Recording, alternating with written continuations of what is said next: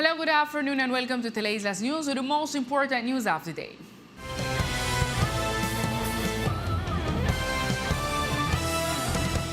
By means of a lawsuit, the court orders the Departmental Assembly to suspend the election of the departmental controller.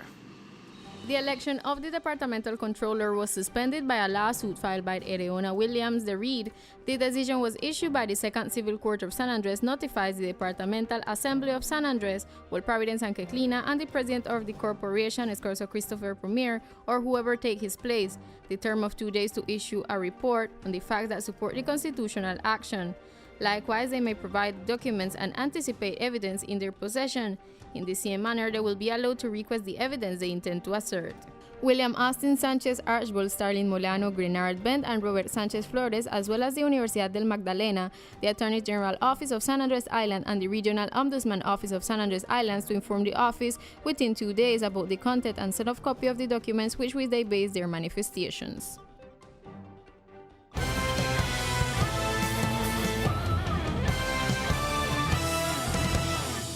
And teachers join the fight for their rights and the fulfillment of agreements established with the government. A 24-hour strike is scheduled for tomorrow, November 25th.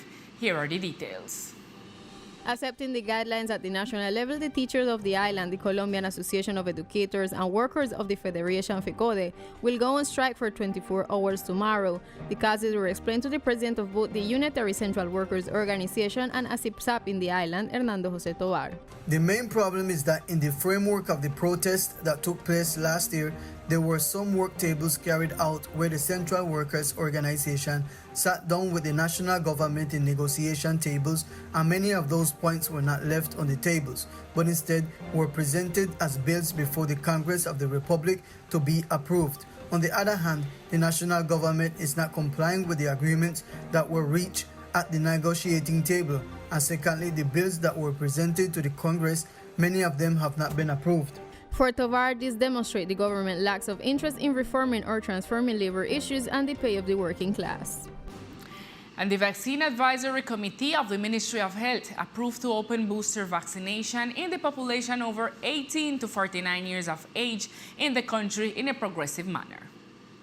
According to information provided by the National Health Ministry, this booster dose will be applied 6 months after the completion of the 2-dose immunization schedule. The decisions are already taken to provide a booster shot for the population over 50 years of age. The application will be made 6 months after the second dose or single dose for each citizen of the country, and will be made progressively based on the extent to which the different stages of the national vaccination plan have been fulfilled, and to the extent that this population is fulfilling the application of the 6 months.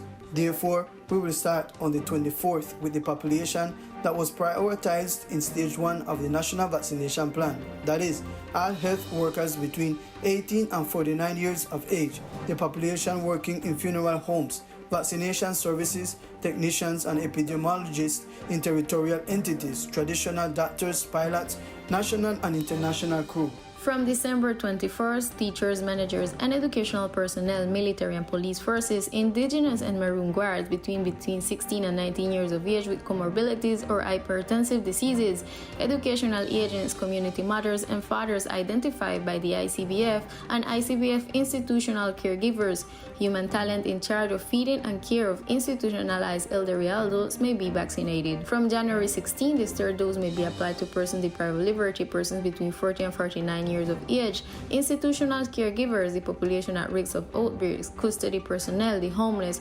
prosecutor's office personnel, human talent in social service, among others. Finally, as of February 16, non-prioritized persons from 18 years of age and older will be able to access the booster dose. Measures to determine the COVID situation in the islands have not changed. The Health Secretary Julian Davis on camera for Teleislas News clarified rumors about the alleged cancellation of implementation of the PROS strategy on the island. The head of the health portfolio was clear in assuring that the PROS strategy continues to be applied, but this time they have changed the dynamics, taking into account the increase in the positive result of tests.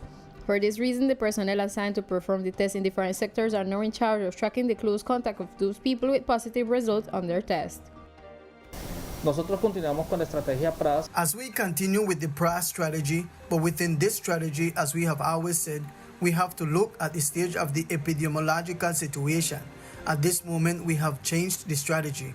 Since we did not have too many cases, we had to go house to house to the risk groups and track the close contacts of the positive cases, which were few.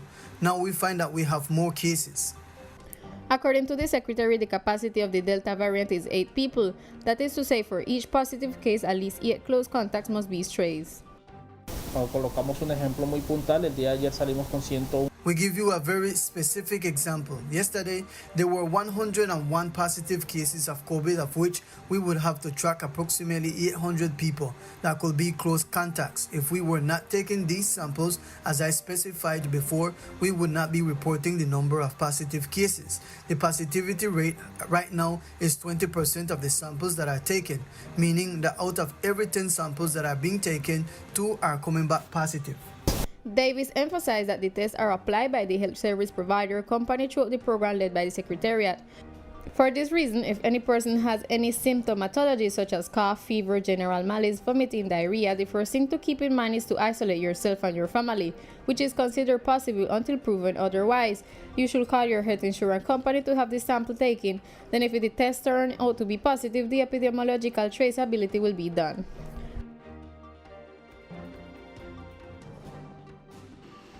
And parliamentarian Elizabeth J. Pan gave her support to the law for protection of children, which benefits the archipelago since there have been closures of child care centers in the islands.